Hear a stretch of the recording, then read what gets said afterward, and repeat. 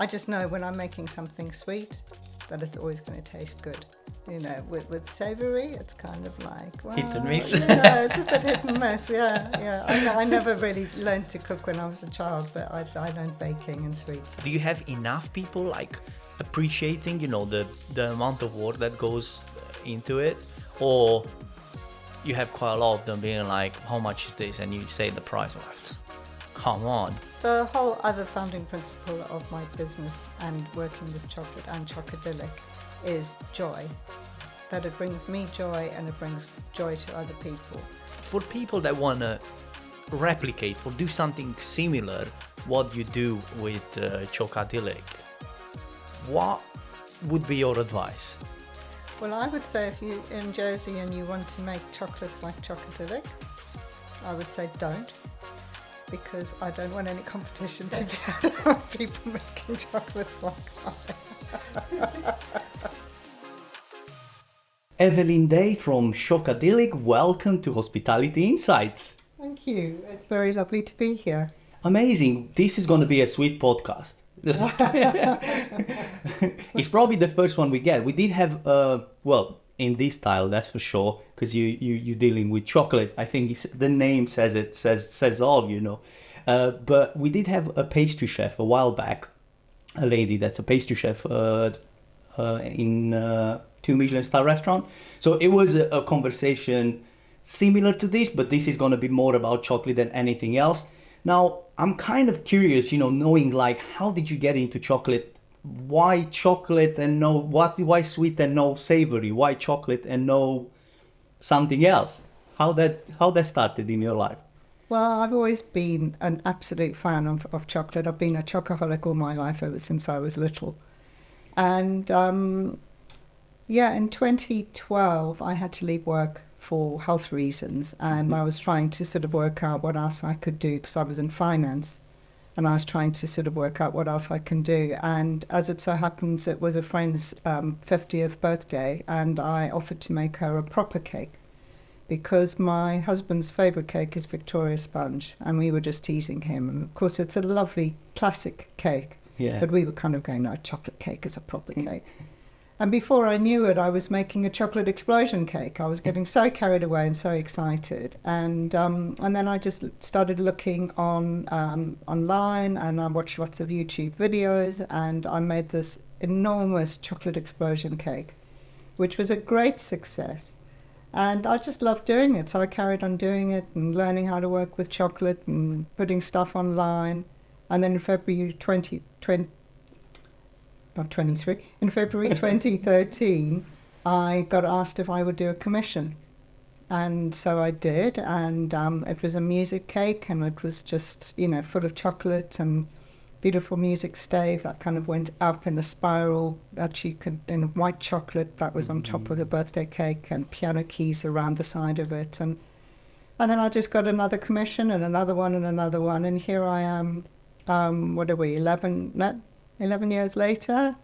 Wow. And I've kind of... But did you start your journey in Jersey, or it was in the UK, or where was it? It was in Brighton, so I was living in Brighton with my husband, and so I started it then, and there in Brighton, and it was just chocolate and art. It was like, why did it take me so long to realise that this is my passion and that I can actually make a business from it? So it's just, absolutely fantastic.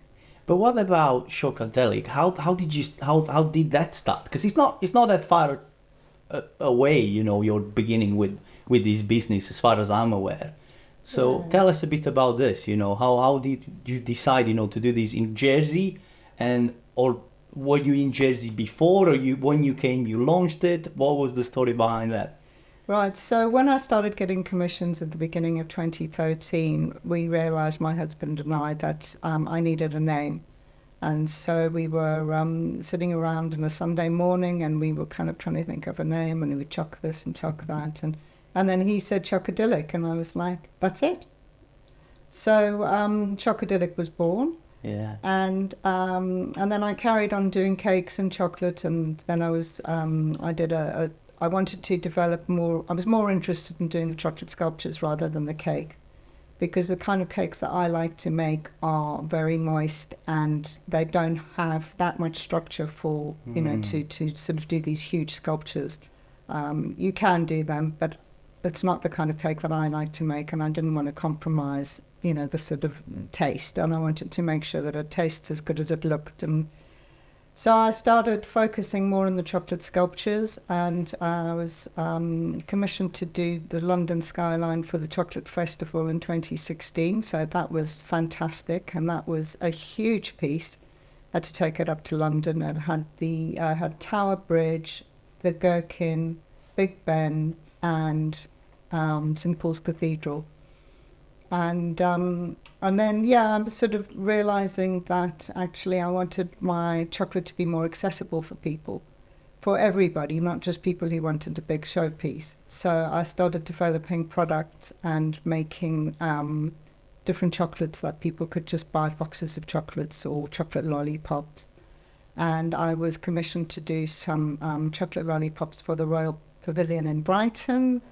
And I also did the Royal Pavilion part of it as a showpiece in chocolate as well, and that was in the museum there for an event, which was very exciting. And then I was commissioned to do a showpiece or a gift for Prince Charles as he was at the time.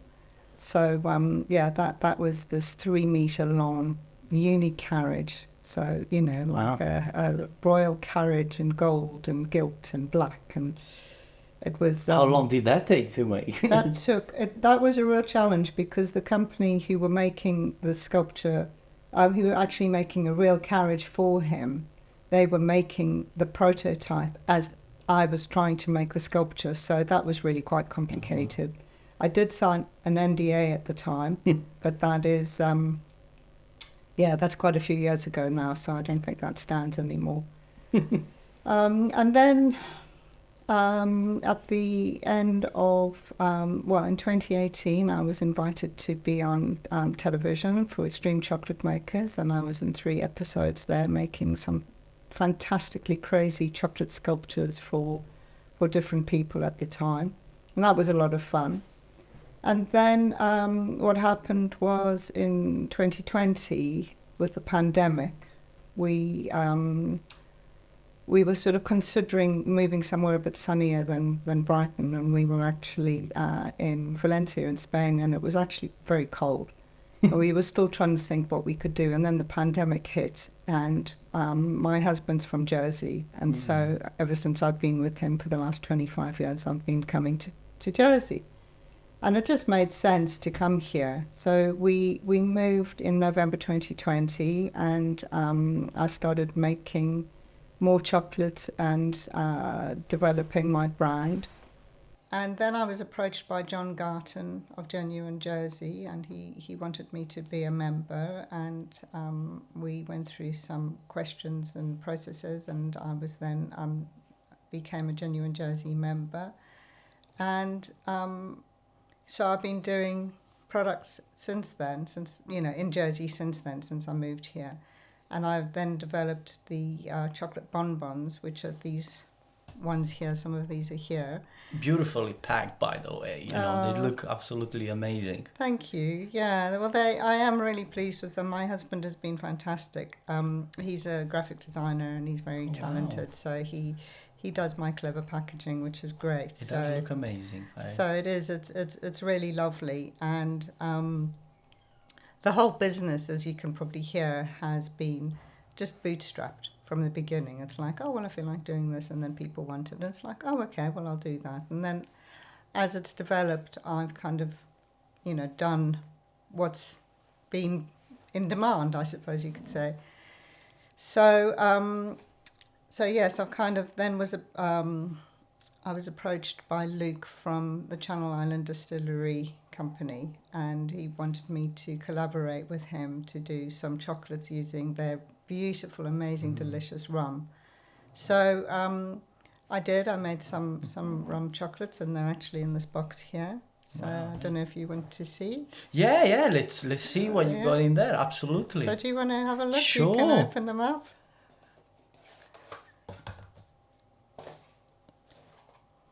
Oh wow! The colours are absolutely amazing. The colours I hope great. that.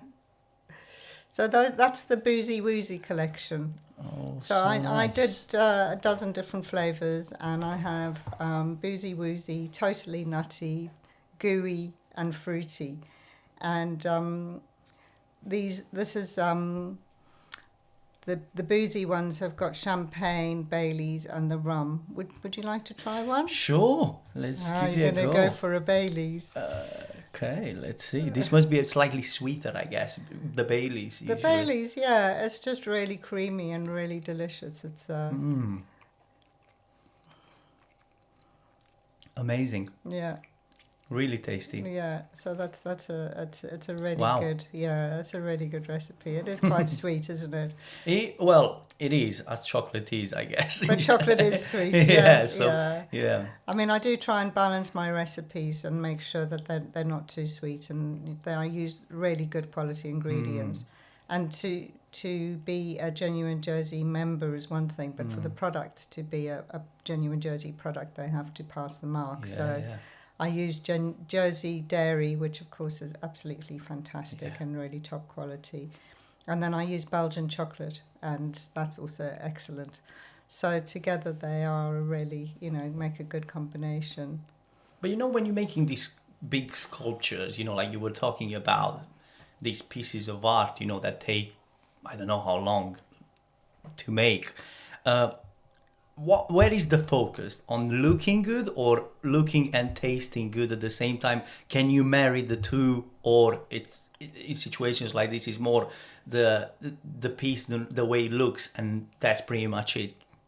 No, for me, my founding principle has been and always will be that it has to taste as good as it looks.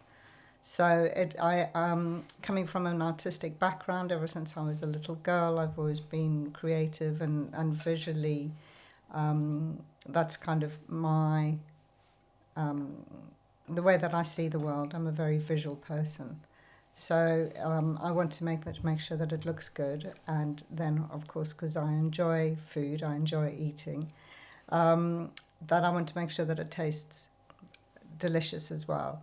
So that when people are enjoying, having some of my chocolates, they know that they're going to look great and they're going to taste great. It's absolutely essential. Yeah. Because I didn't know exactly how it works. Because I guess some of these pieces, correct me if I'm wrong, but I'm guessing, they stay a longer period of time to be seen by I don't know how many people. Because obviously, being at that scale, you want as many people as possible to enjoy that. Just by seeing it and then tasting it. Yeah, it depends what the purpose of the sculpture is. So I've done a few sculptures for myself just because I wanted to do it, and I'm sort of... I was going through a stage where everything I saw that would look good in chocolate. It would be my epitaph, it was just everything I saw. Everything looks good in chocolate. Everything looks, everything, I could do that in chocolate, that would be great. So I've done a few sculptures for myself, and of course they could be eaten. I don't make any shortcuts with them. I use the Belgian chocolates, so it's very expensive as well. And mainly if they are just for showpieces, then it gets to a certain point where, it just gets dusty and it oxidizes in the light. So, it sort of deteriorates over time. So I've still got... like the Corbière Lighthouse that I did a couple of years ago, but it needs renovating, shall we say? Well, they actually, I think, renovated the actual Corbière, so you might need to do the same now. Yeah, exactly. Well, that's impressive, but I also feel like there are other people doing chocolate in Jersey, not a huge amount of people, but there are other people doing it. But I feel like with these part that you do the sculptures, is there anybody else? You don't really have competition, do you?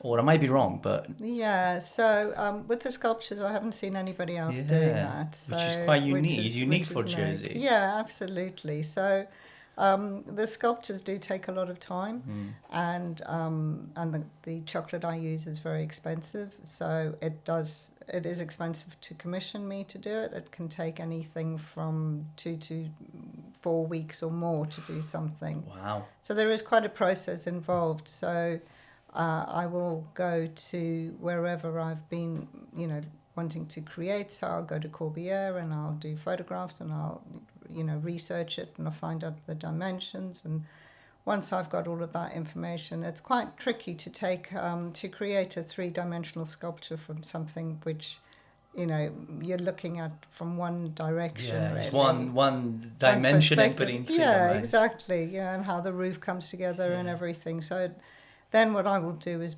I will do a maquette out of cardboard just to make sure that it's structurally sound. Then the next stage is to work out all the elements that I'm going to make and what chocolate I'm going to use, whether it's going to be white milk or dark. Most of my sculptures don't really have any colour because I think the white milk and dark chocolate has all the tones that you need. It's the light, medium and dark shades, so it works really well. And then I will temper the chocolate, and then I will make all the pieces, and then I will have to construct them, and then I will have to add all of the details. So it is quite a lot of time and expertise and patience and dedication to do that. So I don't think there's anybody else in Jersey who's doing that at all. That's amazing. Yeah, John from Jenny Jersey must be so pleased to have you in this Jenny Jersey community. Being that unique, it should be.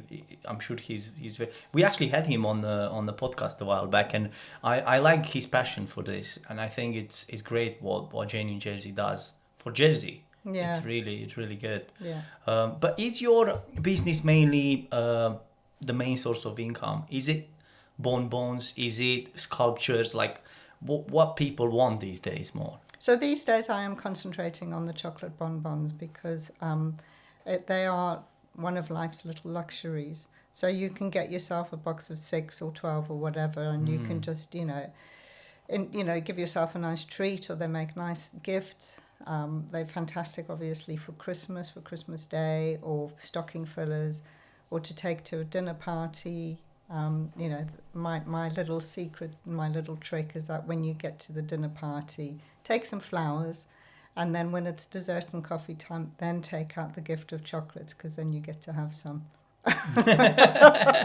Otherwise, the host will just say thank you very much, and you'll never see them again. Chocolate is definitely, and it's been throughout the years, something that impresses people and puts smile on their faces, which I think for you, it's such a great way, working with chocolate and knowing that what you do, people enjoy. And just tasting it, they genuinely taste amazing. And I'm genuinely, like, my wife can confirm this. I'm not the kind of person that really goes crazy after chocolate, but this tastes really good. I can assure people that if they think about buying it.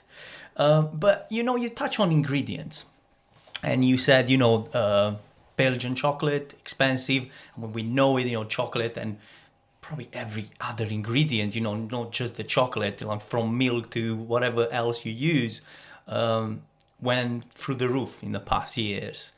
Do you go down the rabbit hole, with where are your ingredients sourced, making sure that it's the right quality and everything else?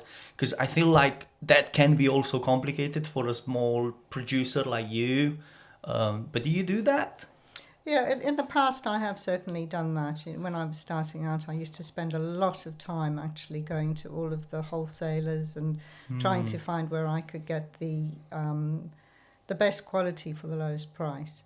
And now I do have pretty much my suppliers where I get my ingredients and materials from, and the packaging and the prints and everything. So I'm always kind of keeping an eye on what I need to buy because, as you say, chocolate has gone up very, very a lot over the last year. In fact, it's gone from something like £85 for 10 kilos to £145. So that's whatever, much more that is, it's not far off double. So I am looking at those prices and having to take that into account. But I also do, so at the moment what I'm doing is I'm developing a new range of the chocolate bonbons. So this was my collection that I designed and developed last year, and I'm now creating some new designs and some new flavors, and I'm very excited because those are going to be coming out very soon. So I've been very creative at the moment.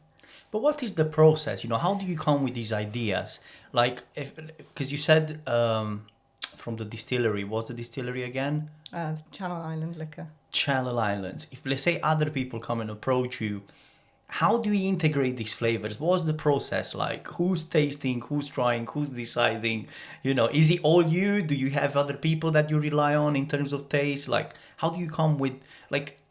Because I kind of get it on the chef side because I used to be a chef. Like you also, you, it seems easier, but I guess the process is kind of similar. You combine things first of all that make sense, but you also want to be a bit different. So how do you balance this?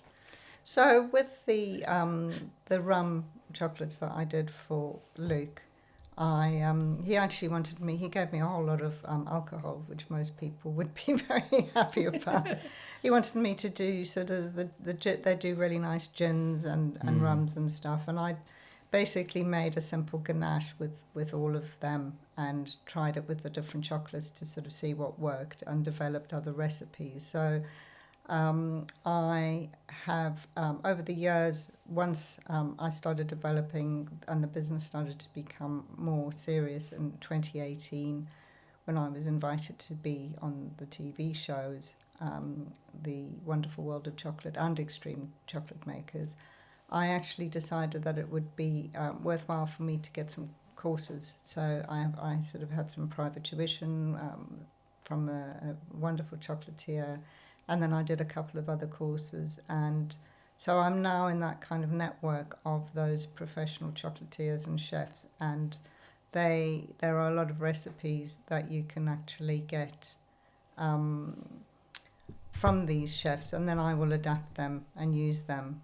So that's some of the processes that I've used to create these. Amazing. But you know, you touch on being on these TV shows. How do you think that helped you? You know, since you've been there, was that positive? Was that a negative? What do you think?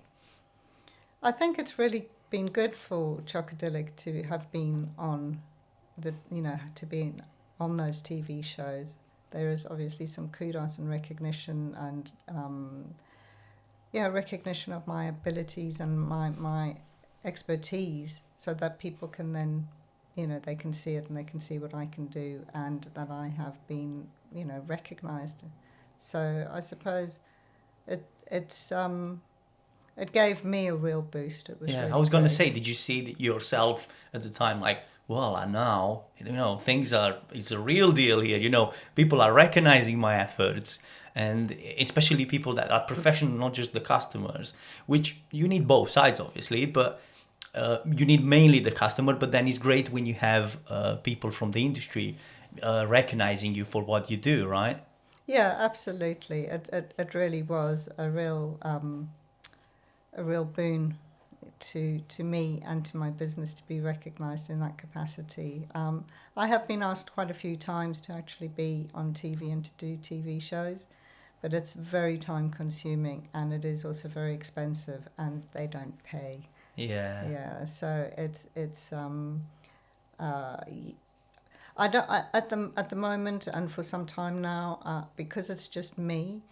And yes, my husband does help and he's incredibly helpful, but I'm the one who's in the studio, and I only do micro batches. So it's only what I can make, and I'm busy enough without having to sort of do much publicity. Obviously, it's good to do publicity and to get the marketing out there, and But people... the actual product is your focus. You're making sure that that's top, and then it's almost like the product will sell itself in a way. Absolutely. So that's what it is. It's these two hands in the studio. It was when we moved to Jersey, I wanted to make sure that I had somewhere where I could actually work from home, because I only make as much as these two hands. I don't have. I was going to say, machines. Are you on your own with everything that Chocadyllic does? Is you? Yeah. Oh wow. Yeah, it's everything I do. Absolutely everything. So I don't have any fancy tools. My favorite tool is my hairdryer, and that's to heat the chocolate. Oh yeah, when you put them together, I guess, especially for big pieces, is that what you mean? It's more about tempering the chocolate. Oh wow, is that what you use for? And for using the so if I'm using a scraper, which you can just get at a DIY shop, so I don't have many fancy Oh, tools. you mean like thin layers? When you do thin layers, is that what you mean? No, so when I'm tempering the chocolate, Like a whole batch of chocolate? Yeah, so I've got a melter, so Yeah, I'll just stick yeah. a whole load, like 6 kilos of chocolates in there, and then I'll get it to a certain temperature, and then I'll have to bring the temperature down, and then it needs to be at the right temperature. So if it's gone too low, then I'll just use the hairdryer to bring it up a bit, because Okay, it's really interesting. important when you're tempering chocolate that you make sure that it's that you've got the right kind of crystal structure in there. So it's shiny as well. So it's shiny, and it should snap when you break it. So it's very temperature sensitive. So the room that I'm working in has to be the right temperature. The humidity, I've kind of got thermometers all over the place. I've got a probe. I've got an infrared. So if my scraper. So basically the process is that I've got to make these is I've got a mold which has got 32 cavities, and then I will paint the molds with the cocoa butter, which has also got to be tempered. So that's when again I'll use the hairdryer. Yeah, well, when you mention everything, being surrounded by thermometers and everything, now I know why. Well, this reconfirms in my mind why even when I was a chef, I never really liked making sweets. Yeah. It was because I'm a bit of, I wouldn't say freestyle, but like the savory part of cooking, you don't need to be that precise. You don't need to be that disciplined almost. Yeah, this is the word, although I'm trying to hide from it, but this is true, right? Because you don't need to be, if it's 2 degrees extra in most situations, 5 degrees, well, it'll be kind of fine. But with what you do, if it's not precise, then it's gone, I guess. It's funny because, yes, absolutely. When you're making chocolates like this and you're working with chocolate, temperature is very important. And, so it just makes a difference once if I'm scraping with mold, trying to get rid of the excess chocolate, that the scraper is not cold. Because if it's cold, then the tempered chocolate will just stick to it. So it's making sure that the desk is temperature sensitive and everything that I'm using. But yeah, I'm not. I find that about cooking, that you have to be precise, and that it's it's. I just know when I'm making something sweet that it's always going to taste good. With savoury, it's kind of like, well, hit and miss. It's a bit hit and miss. Yeah. I never really learned to cook when I was a child, but I learned baking and sweets, so I suppose that's. Yeah, that compensates very well, I guess. Yeah. But then I know you started doing workshops, right? Yes, that's right. What do you want to achieve with these? Obviously, it's an extra income. Let's be honest. But what do you want? What would be how do you measure success? Of a workshop. When people walk out the door, what do you want them to have in mind? What do you want them to gain? After being in a workshop with you. Well, the whole other founding principle of my business and working with chocolate and Chocadyllic is joy. Yeah. That it brings me joy and it brings joy to other people, and I want people to have joy and fun when they're working, making chocolate in my chocolate workshops. So I'd like somebody, the workshops that I have done, people have a great amount of fun, and it's very exciting. There's free-flowing chocolate, there's lots of chocolate to eat and enjoy, and then people get to take something home with them, which is really nice. I do have one caveat, though, with the free samples and the tastes, is when I'm working with children, I make sure that they get the samples just before they're going to go home, so that I don't have to deal with them jumping all over the walls. Yeah, true. That's really good. Yeah, you I guess you learn the more you do it. You probably you probably started giving them at the beginning, and they're like, you know what, next time we need to change this, give it at the end, so we don't have to worry about them Yeah, well, going through the roof. Yeah, absolutely. I mean, I have learned different things about doing the workshops and how to deliver them best.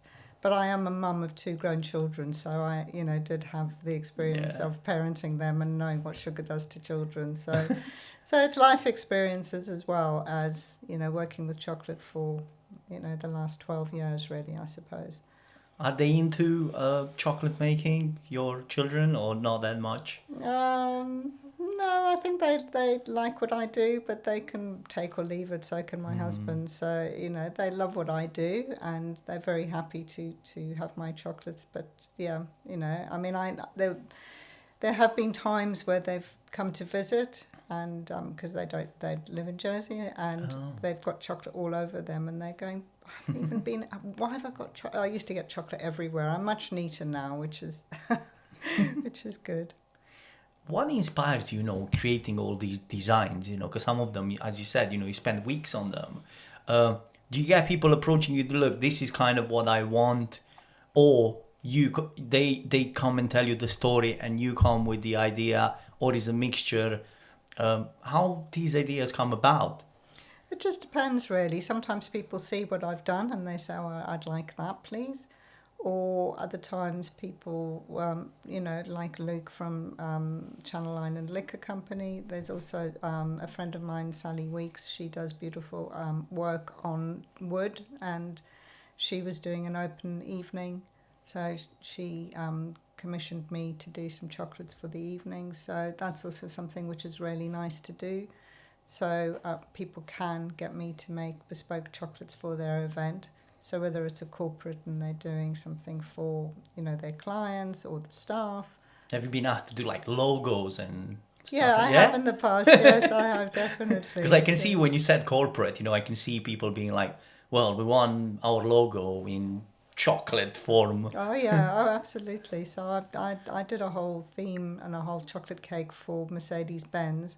Wow. And that was, I think it was 2 meters long, and it was the history of the Mercedes-Benz. So it was a long, thin cake, and across the top of it there was chocolate art showing the first Mercedes-Benz, which was almost like a bicycle, and then just their badges as they went along. So that was really quite good fun. So yeah, I mean, I can do logos, and I can also do colours for corporates. I've done wedding favours for people for their weddings. So I've also done the chocolate bar in the shape of Jersey Island. So that's very popular. So I've done that for Jersey Uncovered. That's my sister-in-law, Carrie Day. She does, she does fantastic tour guiding, and she gifts those to Such people. A great idea. Yeah, so it's really, really good. But I've also used those chocolate bars for L'Horizon and the Grand Hotel, and also Visit Jersey. And I've got a new idea. There's a new chocolate bar coming out soon, which is very exciting. And I'm also going to be doing the hot chocolate bombs, which I've done in the last couple of years, which are... Do you know what a hot chocolate bomb is? Yeah. Yeah. I know. I don't. Cross buns, I know. Oh, you know hot cross buns. No, I thought I know. No, I don't. Are they similar? No, probably not. No, not really. No. So a hot chocolate bomb is basically a small a sphere of chocolate made with Belgian milk chocolate, and then inside is Belgian hot chocolate powder and mini marshmallows. And then I decorate them so they look like a chocolate Christmas pudding or something, and then you put them in a mug and you pour boiling liquid milk or hot water. Oh, I think I've seen. You see, because I don't really eat that many sweets. I'm kind of like out of sync with many of the things that are happening. Maybe my wife should definitely know. But yeah, I think I've seen. Cool. I didn't know that it was called that way, but I've seen somewhere. Yeah. But yeah, that's very interesting. I know, they're great. So I'm doing them again this year, and they're very popular because it's basically, once you pour the milk over, they float to the top and then they burst out with all of the mini marshmallows. And because the sphere is made from chocolate, and there's hot chocolate powder inside it, so delicious hot chocolate. So I'll be doing those again. Yeah. But then so you work with all these big clients. You work with Sony, if I'm not wrong. Yeah. You work with Mercedes. You work with other big companies like from not company really, like Brighton Royal Pavilion. How do they find you? How do you find them? You know, for projects like this, like huge projects like you've done till now. What's the process like? Because you don't really advertise, do you? I don't advertise, no. Was No, it I after don't. your adventure on TV then this happened, or? I think it's just because I'm so passionate about what I do. I mean, you know, I have been quite obsessed and sort of got to the point where I actually haven't been doing anything other than chocolate. So it's always on my mind, and I'm always meeting people and talking to people, and Is it I think connections, it's word basically, it's right? connections, and yeah, I mean, I do share stuff on social media, and in the early days, it was much easier for people to kind of, you know, see. Yeah. Now it's you have to pay for, you know, for it to reach many True. people. So I don't, yeah, it's kind of, yeah, it's me sort of just connecting with people and people seeing what I've done, and probably, yeah, I mean, I've been interviewed in the JEP quite a few times, and in Connect and the Ballywick as well recently. Is it easier now? You moved in Jersey. Obviously, you have both sides. You know, you've been in the UK. You came here. Is it harder or easier? You know, working with these clients or getting these clients that are basically not in Jersey. None of them. Like you don't have Sony. You don't have Mercedes. You do. I feel like you'll be harder, but I don't know what. Or you just find a way of delivering and, you know, job done. I haven't really been sort of doing much outside of Jersey for the last couple of years. I was sending chocolates to the UK, but they changed the rules with the VAT, etc., and that just became a bit... I'm very happy keeping it small again and just working in Jersey. I do get the odd inquiry, and, you know, once I've given them the quote and the explanation of... you know, what it will entail, it's not something that I feel like I really want to focus on.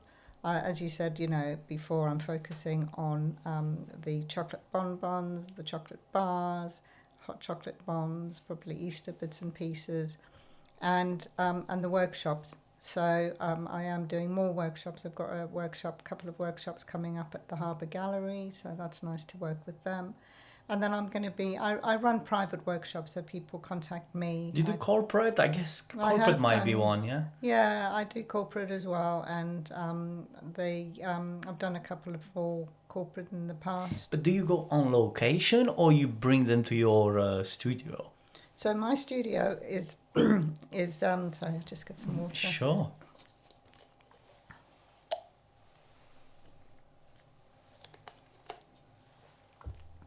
So my studio is absolutely tiny. It's probably double the size of this space.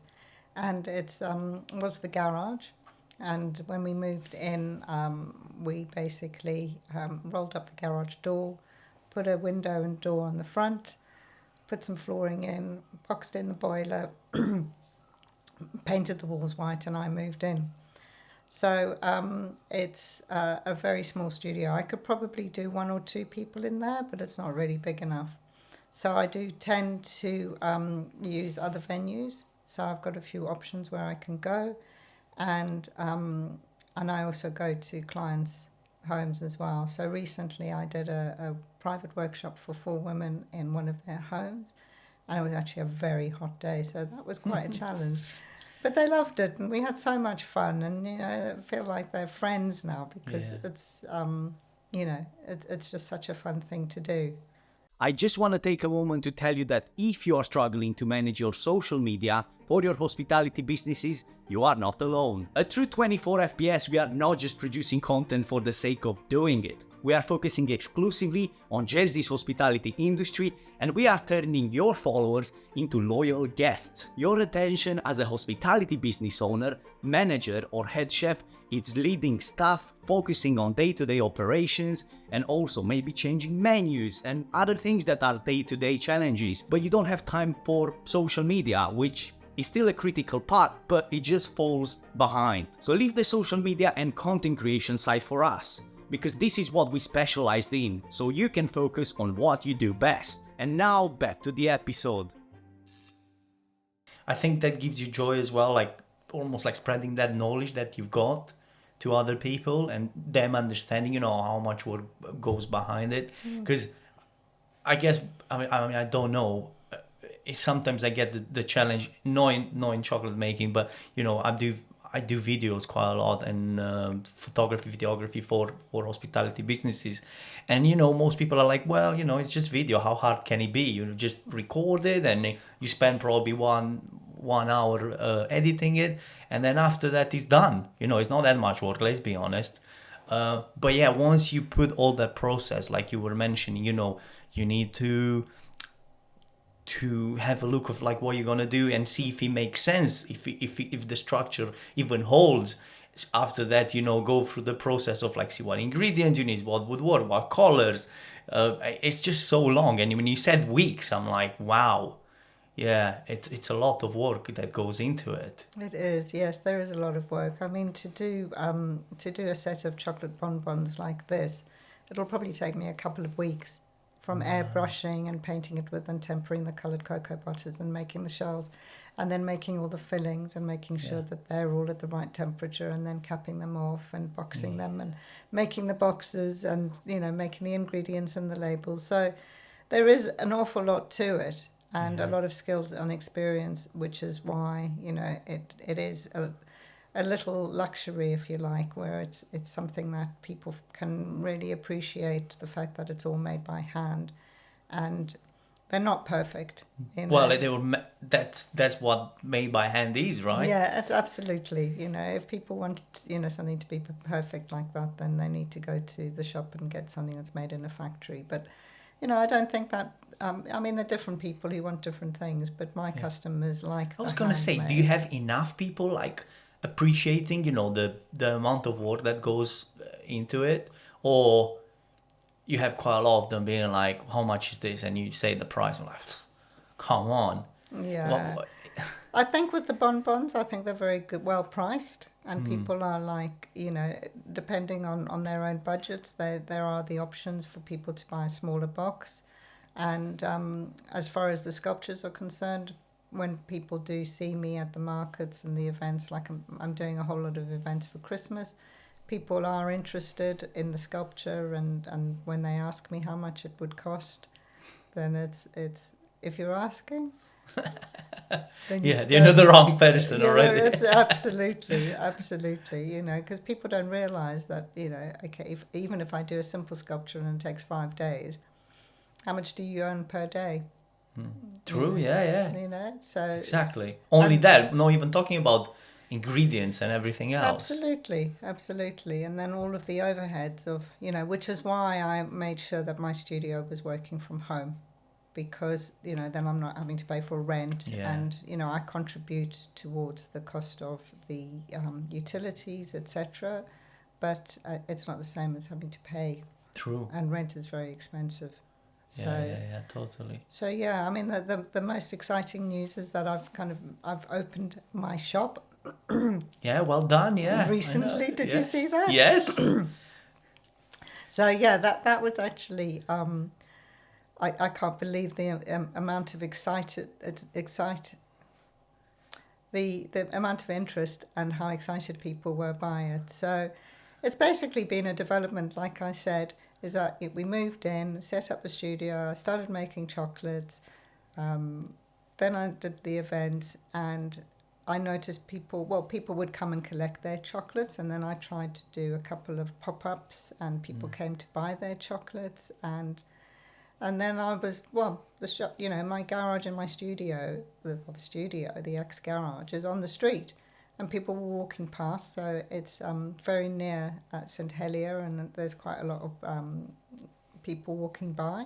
I mean, it's not like town, but it still gets quite a, you know, and people. And you know, people that appreciate this product, you know, you can walk a bit. You know, it's not that big of a problem. No, absolutely. And it's not. You're not at the end of the world. Let's be honest. No, it's just absolutely. a bit off the beating path. But other than that, it is. So yeah, I just noticed that people were curious and people were trying to find me. So I got my logo, I got Chocadyllic up in the window, and then people still didn't know what it was. So then I got another strap line to say that it's artisanal luxury chocolates. And then I put an A board out, and then I got an awning up, and then my husband printed me a 3D open and closed sign, and now it's very obvious. and now it's a shop. So you know, I basically shared that on my social media network and also through my newsletter to say I've opened the shop. And next thing I know, I've got Ballywick phoning me up and doing a whole huge article in there, and people go, oh my gosh, she's opened, there's a new chocolate shop. And it's like, yes, there is a new chocolate shop and you can buy chocolates here. But again, it's just me. Yeah. You know, so it's still a micro shop, and I'm going to be building up more stock now, so that the intention is that people will make it a destination to come and get their chocolates. And also for all the local people, you know, I've got people coming back and people who know, and it's just becoming more and more recognised and known. So it's That's very so- sweet. Do you feel like you'll have employees at some point? I think that's a scary step to take. But do you feel like you will eventually get there, you know, as demand hopefully grows for your business and, you know, you become more popular? Or you just want to keep it, you know, if it becomes more popular, be like, you know, this is what I can do. Sorry, guys, you know, it's just me. And that's it. Yeah, and then you'll have to pay more. Well, true. Yeah, I mean, like every business does it this way, right? Where demand is, it's demand, and you know, and if the demand is so high, then it's just normal to have a higher price. Yeah, absolutely. So I have sort of considered this, and it's a huge cost. You know, so once you employ somebody, then you've got to start paying their social service security and, you know, their salary, and then it means that I've got to make that much more chocolate, and, you know, then it can scale up in that way. I'm not sure that that's where I want to go. I don't want to end up just like a director. I want to still be the one who's actually making the chocolates. So for me, it's about each time I make them, they get better and I get better, and it just improves over time. And you know, it's because like it feels like in your situation it's almost between a job and a hobby, and you probably want to keep it that way, because as soon as it turns 100% into a job, the joy is probably not quite there as much, because you're almost like forced to do it. But now I feel like you're almost in between these two, which I think is a happy medium. Yeah, I've certainly had to make sure that it is still joyful to do. And I have found myself being run away with the amount of demand and the having to work so quickly to produce the goods, that I actually found that I was just not really enjoying it. So every year, at the beginning of the year, I have one word for the year ahead, just so that it can sort of bring a focus, and that can be my focus. And 1 year it was joy. I think it was last year. And, you know, just to make sure that I'm really enjoying it. And it's about joy. Yeah. I'm And I think you enjoying should it. keep that word for like a longer than a year, because it's such an important one, which, you know, not many people experience, you know, with their job, which I think is crucial. Like, I don't know, I'm fortunate enough to be doing I've been doing jobs, you know, that I never hated, which I don't know how it is to hate a job. Like, even when I started the cooking, you know, I was washing pots and pans and all that. But I'm like, this is just the beginning, you know, it's a process to get there, you know, to become a chef. You need to start from somewhere where it's not that much pressure. And I'm like, it's fine. So even that was a part that I can't say that, wow, I so hated it. So I think it's important, to say joy, you know, that's why I want to kind of like summarize, you know, how important this is in a job, absolutely. I mean, I know you've done the collaboration, which was really successful with Channel Islands Liquor Company. But are there any other collaborations that you have in mind with other well-known products on the island? I mean, I'm just gonna throw a few there, like black butter, for example, or I don't know, Jersey honey or Jersey sea salt or whatever. Is there a plan to integrate more of these products into your chocolate making? So I have done both Jersey honey and Okay, black you already butter. done it. I've done it, yeah. And I'm reintroducing those for this collection for the upcoming season. So yes, definitely. I've got a fantastic recipe for Jersey for the black butter and for the Jersey honey. So I'll definitely be incorporating that. And I'm also looking at a third one, Jersey Wonders. Oh wow! I'm going to sort of see if there's something that I can do to put that into a chocolate. I've got some ideas. I'm still kind of, experimenting with different fillings, and I'm not that confident because it's really important that the recipes are well balanced. So as you probably know, being a chef, water is like the arch enemy of Yes. chocolate, but also of food as well if you're looking for a shelf life. True. So any kind of water or moisture, that's where you're going to get the bacteria. So when you're making a filling, it's absolutely very important about the amount of liquid active water, they call it. It's a bit technical. So the recipe needs to be really balanced. So with the right kind of sugars and the right fats and the right kind of cacao. And so I'm still looking at that, and I've got some ideas of how I can actually make Jersey Wonders. I just literally came up with that today because I want to do as these boxes. So I have the premium collection, which is one of each flavour of 12 of them. And within that, you've got the 4 different types. You've got the gooey, nutty, boozy, and fruities. I like the naming. So I'm now looking at introducing the Jersey collection. So that will be black butter and Jersey honey, and hopefully I can find A way to get Jersey That would be Wonders. quite challenging because I can. If you ask me, well, not that, as I said, me and desserts, we're not very good. I'll make them. And my wife, she's been waiting for ages to make a dessert for her. But yeah, apart from some pancakes, nothing else, is happening. Because I'm just not, as I said, I don't think I'm that disciplined, to follow recipes entirely. And whenever you try to be yourself, we're like, well, yeah, let's just add a bit more, and it just ruins it. Yeah. No, it can do it. Yeah, absolutely. It is a bit tricky to do that, but it's yeah. I what can I say? It's just I actually it's like science. that. I do. I like the science part of it. Actually, I think that's really interesting. And then within that, then you can still, sort of work to make things work. So, for example, like the champagne ganache that I make, I initially started making that with white chocolate, and it just wasn't quite working. And then I tried it with milk chocolate, and it just absolutely rocks. It's just really, really nice, really delicious. Yeah. It's all about testing, I guess. But can you reuse, if let's say you make sculptures and you just kind of like try something yourself and be like, I'm feeling creative now, let's make, I don't know, whatever tower from Jersey.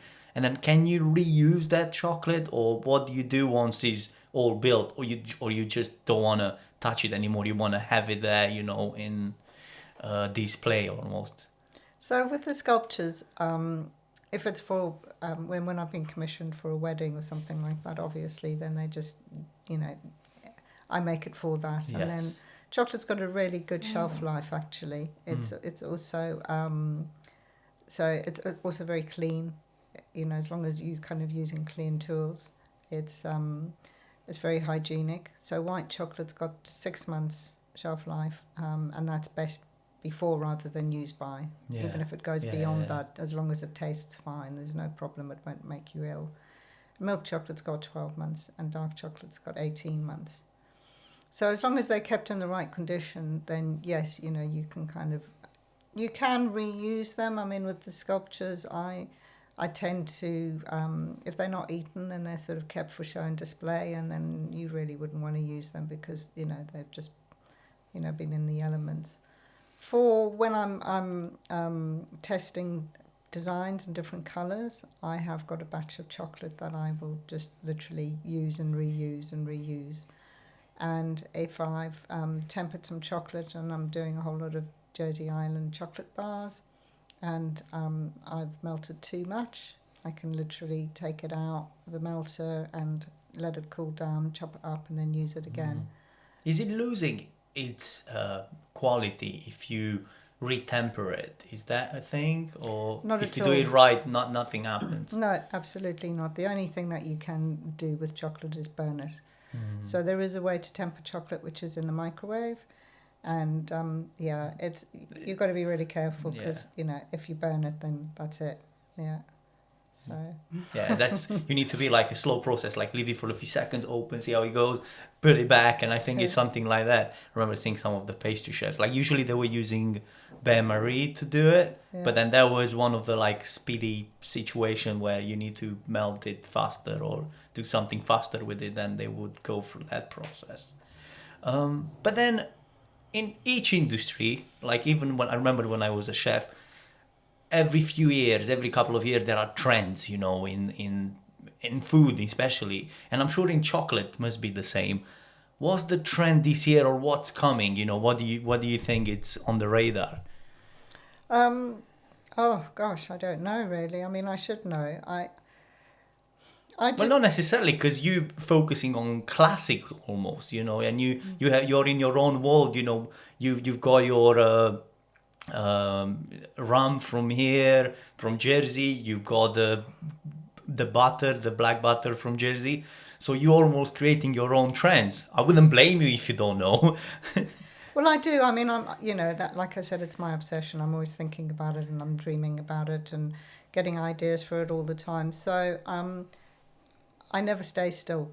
I'm always changing and innovating and coming up with new ideas. And like I said, I've got this new bar which is coming out soon, which I'm just did a trial the other day, and it was like, oh my God, that's delicious. So yeah, I mean, I think one of the trends at the moment has been something called the Dubai bar, which I think is made with pistachios or something like that. I kind of do keep a little bit of an eye on things. Like there was the ruby chocolate, which came out recently in the last few years, and I tried it, and it's quite interesting, but I think it's not that popular. Mm-hmm. So, I quite liked it, but then, I just saw that most people were a little bit skeptical about it, and it's got quite a unique flavour profile. So, I've actually never been one to follow trends. Yeah, but it's part of your process of like knowing what you're going to do next. Either trying from the competition, I think, wow, how can I do this differently? Or buy from the shop something that's mass produced. I'm like, how can I do this in a way that's chocadyllic? Yeah, I guess so. I mean, I think there are things which I sort of see and I get inspiration and then I incorporate them into what I'm doing. So, for example, in the Totally Nutty collection, we have... do you like coffee? Coffee, I don't drink coffee, not that much. But Okay. it doesn't bother me that much. But I just don't... Yeah, it's not really the kind of flavor I would go for, to be honest with you. So what do we got here? So what about praline? Yeah. Yeah? Yeah. Okay, so... we could with that. And there is also... so yeah, the praline one is the one in the middle if you want to try This that one. Okay, let me just show it to the camera. Hopefully it can be seen, because they look absolutely amazing, and I don't want to miss the the opportunity to show it to the They're people. a bit slippery to get out. Yeah, there are a bit, yeah, but it's well worth it digging in. Now this is my kind of, because I do like nuts and chocolate with nuts, and this seems like... It's really good, isn't it? It's a nice crunchy praline. It's really delicious. So actually the other one, the dark one here, is a hazelnut chocolate.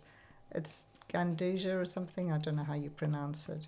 But it's basically a nutty hazelnut chocolate, and it most people, well, I would say it actually tastes a bit like Ferrero Rocher. So, you know, I can be inspired to do things, and I certainly am inspired. Okay, let's Are go you for gonna one more. go I'm for gonna it? go now. If you presented it that well, you know, I got to.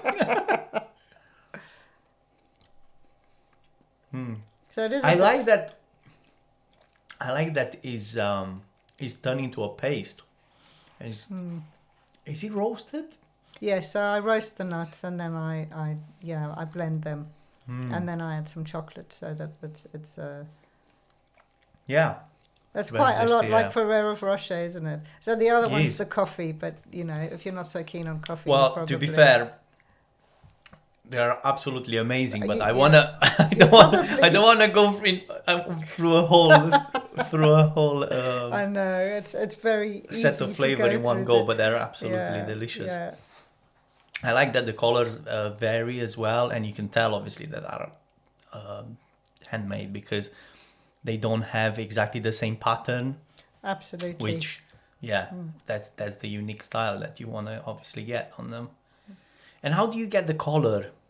What's that? What do you use to get the color on top of them? So I use coloured cocoa butters. I've got a new supplier, well, newish, and there's this ex-chef, and he's developed all these organic cocoa butters, and they're incredible.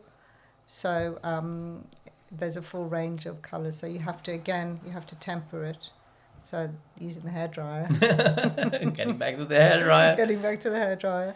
And then I have a mould. I have moulds which are made of polycarbonate moulds. And chocolate will take on the texture of whatever you're moulding it into. So they're very shiny. So I'll temper the cocoa butter, and then I will use different techniques to paint the mould. And then when that has set, then I will make the shell. And the shell that has been tempered will then pick up the colour, and together they'll become one. And once I've filled it and capped it and closed it off, then they come out the mould, and they look like that. If everything's done right, and they will come out. Yeah, lots of work, a lot of work going A lot into of this. work. My And God. yeah, so much to do. I mean, when I was learning this, I wasted so many because, you know, the temperature of the filling was too hot, so that, you know, the chocolates wouldn't come out the mould, and then I was having to wash it and throw it all away, and couldn't reuse it, so that was very difficult. Are you in good relationship with? Because now on the bonbon side, you've got a bit of competition. I wouldn't say a lot because you're unique with what you do, and it's a lot more batches with what you do, a lot more care. But are you in good relationship with like other people doing chocolate in Jersey? Yeah, sure. I mean, I have seen a couple of other people who've kind of come along since I've been doing this. So when I moved to Jersey and John Garton approached me, there was nobody else doing what I'm doing. Wow. Really, there were other people. There was one woman, and she was lovely. We met for a coffee, and she was doing chocolates, but not like this. Yeah. And then there was somebody else who came along, and it seemed like I was quite inspiring for them, shall we say. And again, their chocolates are kind of quite different from mine, so that's fine. And then there's another place which came along last year, and I guess it's also different. So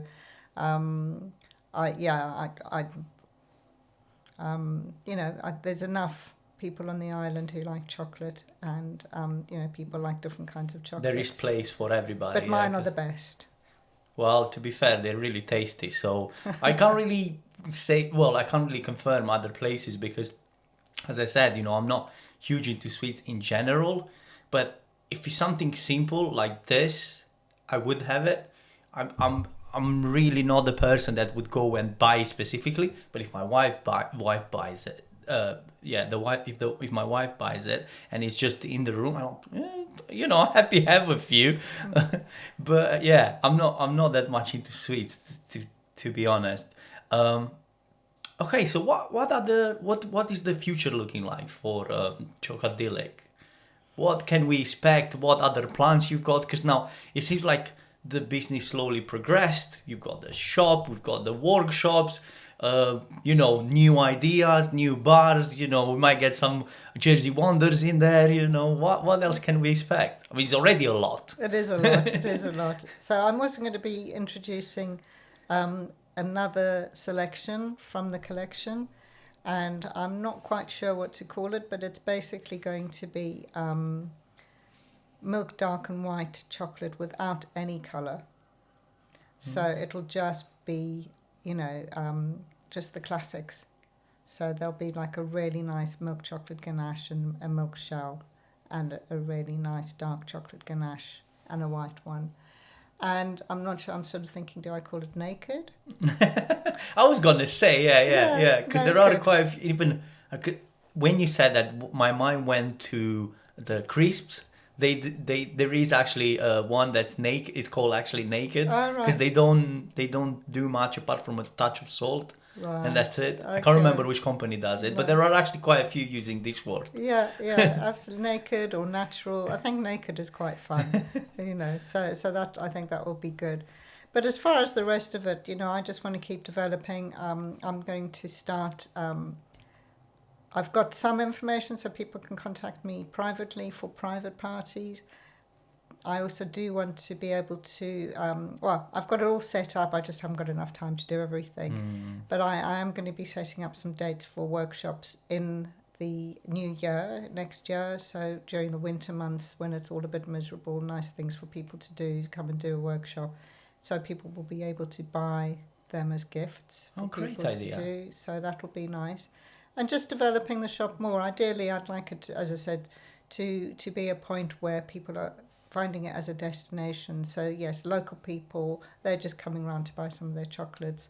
I'm looking at maybe doing a tasting club, so that that might be something that I could get a few people, or maybe a membership where I've got new chocolates coming out and people can subscribe to, I don't know, a new box every month or every quarter or something like that. So I've got loads of ideas. I just don't have enough time. And no more than 2 hands. Let's don't forget that. But who knows, if this goes in the direction that you want to take it, you might be forced to get that person in, eventually and expand that way. Because maybe even on the hospitality side, because I know you said you work with a few places like Grand and L'Horizon, And which also we had the Moorings. general manager from L'Horizon here, and he said Thomas. that he said that he wants to take the restaurant especially to a next level in terms of like a better, get some accolades and all that, whether an extra rosette, whether a Michelin star or something like that, but anyway, to get it higher on the scale, whatever that might be. So I'm sure, like you, with what you do, you helping his journey. And the guys at Grand, I'm guessing, they have like 2 or 3 rosettes too. So what you're producing is already going to a very high level. It's hospitality yeah, industry. absolutely. I mean, I've done some chocolates for the Moorings in the past as well, and I also my mind's gone blank now. Oh yes, the Mayfair. Before that closed down, I did a whole lot of chocolates for them. But I've also done chocolates for Love Wine, so that's really good. I was supplying Relish. Well, I do supply Relish, so people can also just go into Relish and buy my chocolates there, usually during the summer months, so that's quite nice. And I have been supplying the Trading Point and also De Gruchy. So they've been sort of my retail outlets. But I'm finding that I need the stock to sell direct because I've been running out. So I'm going to be really focusing on, I've got 18 days of markets to do from early November. So that's going to keep me busy. So the plan is to have most of the production done by then, because then I'll just be selling them. I don't want to be selling and making, because I've done that before and it's just 24/7, 7 days a week, it's just 24 hours, 7 days. You a want week, to it's be too much. prepared for when that time comes. That's the plan. Whether it'll happen or not, I don't know. I'm kind of falling behind. Well, the more already. the more popular you become, the more you're gonna fall behind, just because people will just demand it from you so much. And going back to the hospitality business, so I worked in a few places like Royal Yacht, the Sirocco. It was 2 rosettes at the time. Had nothing to do with pastry, as I said. I'm just not the kind of guy that would ever probably make good pastries, and in general chocolate probably. They were making something not close to this, I would say. But yeah, I can see how beneficial it is for a chef or a head chef or a pastry chef having something like this done. It saves so much. You would save them so much time with having them ready. Yeah, potentially. I mean, I think it's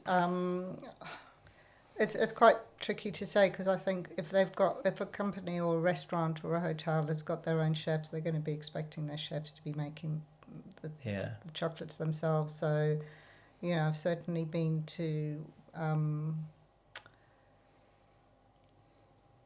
like Mark Jordan. But they're not. They're not as nice. They're definitely not, because I remember I worked in the kitchen at Mark Jordan just as apprentice. I was even at Ormer when Ormer was a Michelin star, and it was a Michelin star, and they still didn't look as good. I mean, they were, don't get me wrong, they were good for what they were, but then when you have a pastry chef this is just something extra that they do, because they have, I don't know how many desserts to worry about, how many sorbets and ice creams to do. This was never really that polished and that great looking like these are. Yeah, well, absolutely. I think I would. I did do with the Moorings. I certainly made some bespoke chocolates for them, and I think that's a great thing to do. So even for coffee shops, when they're what's really nice is that you can have a couple of nice chocolates with your coffee. So yes, I'm definitely open to looking at different establishments, and I like the idea of that, because these are lovely gifts, and for people to, I do a pick and mix as well. I call it hand picked because it's a little more luxurious. And I do have the option so people can, I've got ready-made boxes and people can go, oh, well, I like the hazelnut and I like the salted caramel, but I don't want the alcohol ones, and I like the colour of that one. So I don't want coffee. I don't want coffee. So so people can literally make their own box, and what's lovely is that they then look visually different from how I've designed them, but they will kind of become a new creation. In the end, it's happy customers with what they like. In the end. Absolutely. So that's really nice to do that with the hand-picked selections, that people can do that. But then if there is somebody who wants to, if I'm doing to an establishment or a restaurant or a hotel or a coffee place, that I just supply to them in a tub. And then, that's obviously a bit more cost effective because I'm not paying for all the packaging and then having to sit there and package and put them all in. Well, anyway, they would put them in their own boxes and everything, with wooden boxes usually, or something like that, or skewers, or whatever the design is to present them. So absolutely, a nice little plate, you or get your plate, coffee or something, and it's like you get like a nice treat or something like that. So that would be really great to do some more of those actually.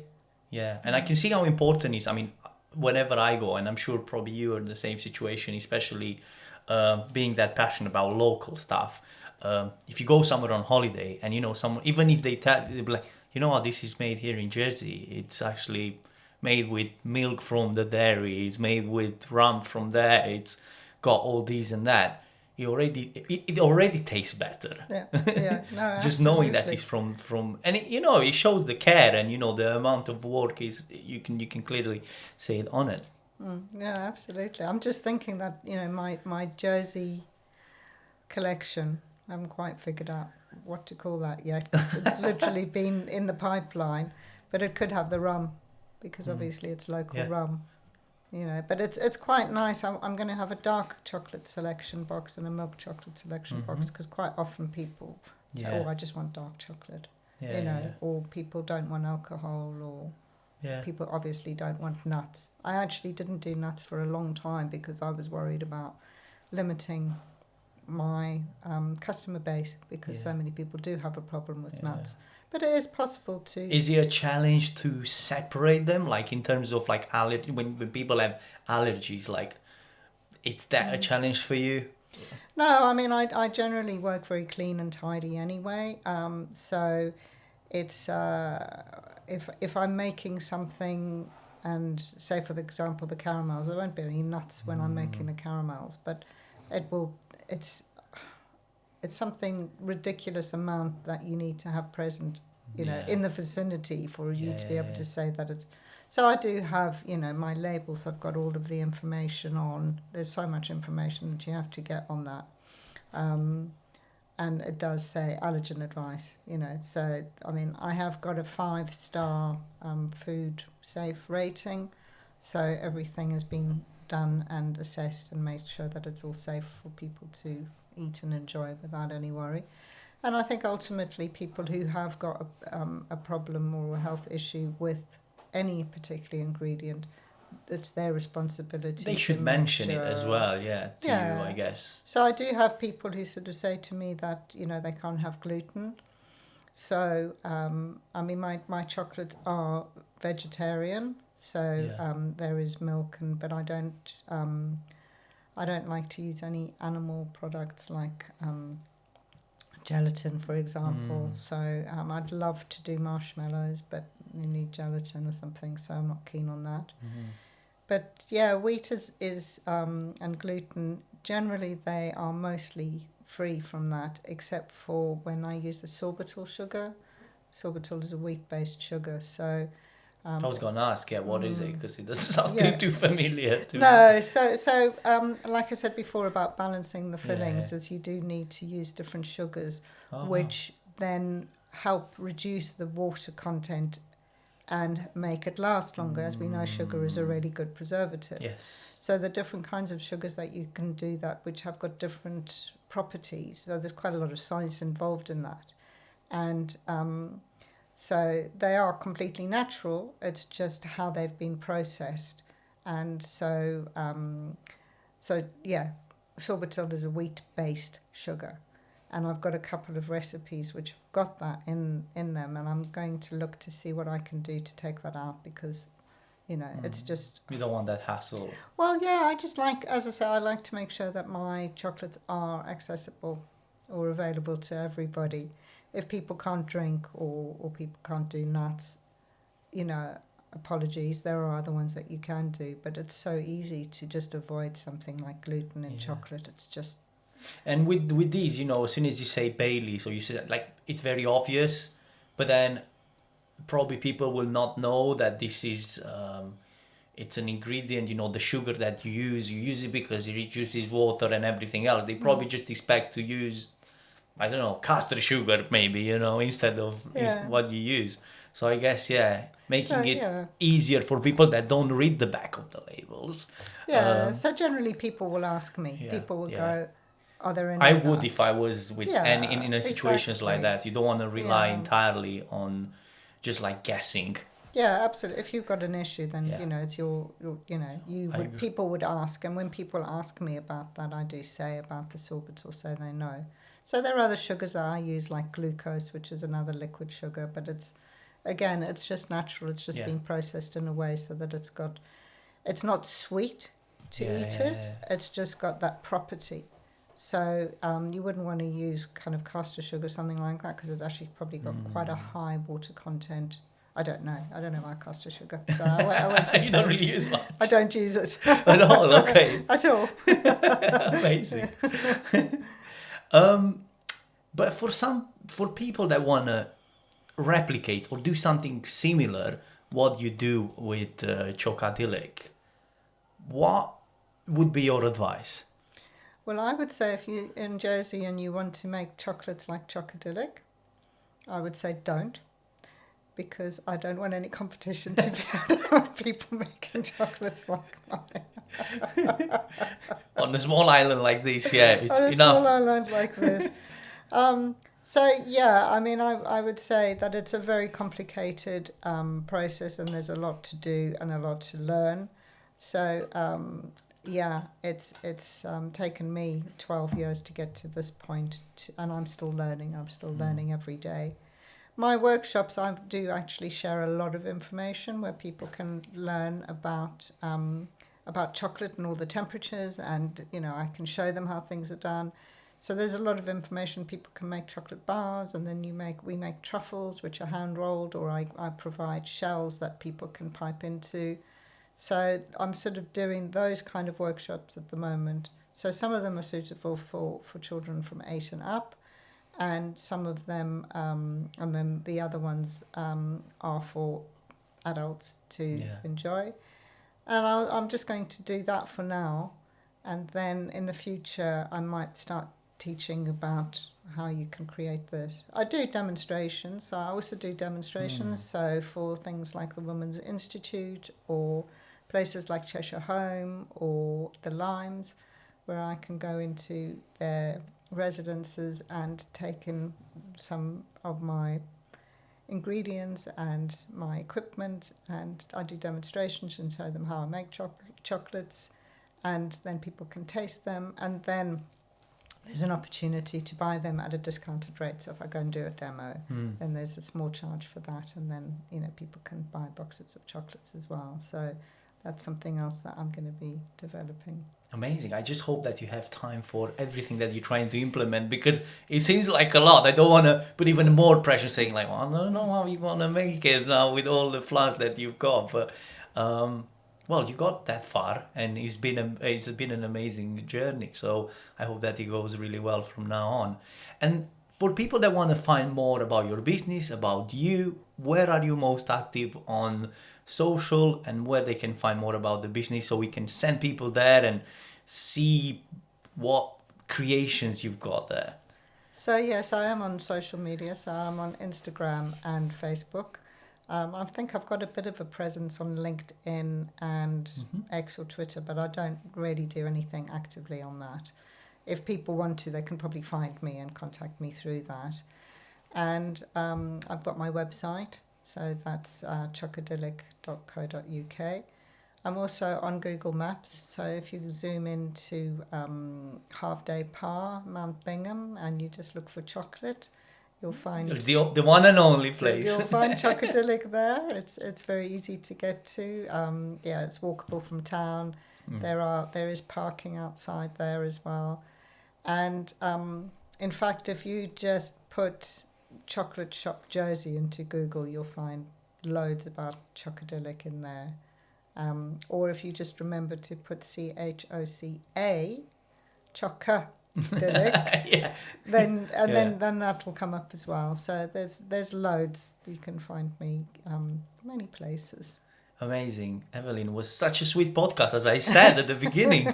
I really enjoyed this, and it was great, because it's, I do these podcasts with chefs, with restaurant managers, with hotel managers, and I feel like I kind of know most, like we do talk the same language. I mean, even today, I'm trying my best with English, but what I'm trying to say is that I've been in their environment a bit more than I never been in yours. So it's very interesting to me, finding new things and learning a bit about chocolate as well. So who knows, maybe now it's time for me to learn how to temper chocolate properly, because I never really got into it that deep. Well, you'd be very welcome to come to the studio, to the shop, and have a look. And actually, that's what's quite fun about the shop, is that I am working in there. So if people want to come in and buy some chocolate, most often I'll be up to my elbows in chocolate, and you'll have to wait until chocolate waits for no one. So if I'm in the middle of doing something for chocolate, I can talk you through what I'm doing while you watch. Amazing. Thank you so much. And when you develop new flavors, when you get everything out, and I'm sure the business will grow, we'll get you back to talk more about it. And till next time. Yeah, well, thank you very much. Thank you for the invitation. It was a pleasure. Thank you so much. Yeah, thank you for the chocolate. I love that you came dressed like in the in a workshop. So yeah, very well prepared. Yeah. Thank you so much. Thank you.